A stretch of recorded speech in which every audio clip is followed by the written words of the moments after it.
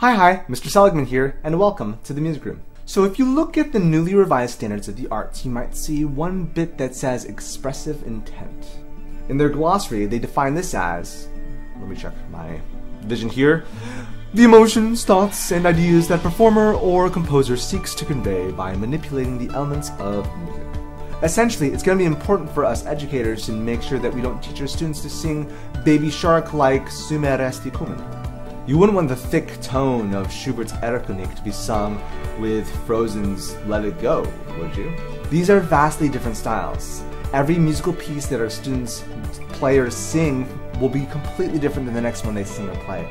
So it's important as educators to not just skim over the expressive intent, but really study them. So what does this look like in practice? How do we teach expressive intent? First off, research. Research. Know the song you're singing. A common problem amongst educators is that we choose a song because it sounds great or because it has a perfect pedagogical use. But then the research stops there. It is your job and my job as an educator to make sure that we don't just know the notes and the words that are being sung or played, but that we also know the historical context and the composer's intent behind why they wrote that piece. The last thing we want is to have our students sing a song with a problematic past, or to have our students sing it or play it improperly. Secondly, have our students imagine. This is done by a lot of us educators, mind you, but it's still important to make note. When teaching the song or musical piece, try to front load the whole thing with a story that talks about why the piece was created, or what was happening when the piece was created, or something about the composer, him or herself.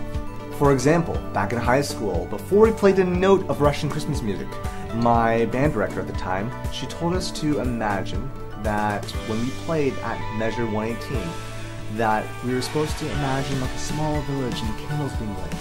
And whether or not that was Alfred Reed's intent, it definitely conveyed this whole village imagery.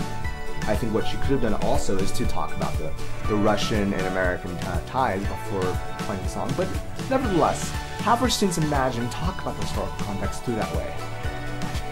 There are a lot of other tips and ideas that I'm sure you've picked up along the way or that you can find online, but the key thing is to remember that music is not just notes. Every song has a past, and it's important for our students to make sure that they perform evoking that historical and cultural context. So do the research and then find creative ways to make sure our students are evoking that memory.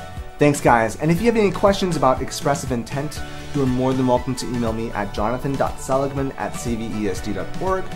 Also, if you're looking for other music content or VAPA related content, feel free to peruse and subscribe to this channel. Until next time,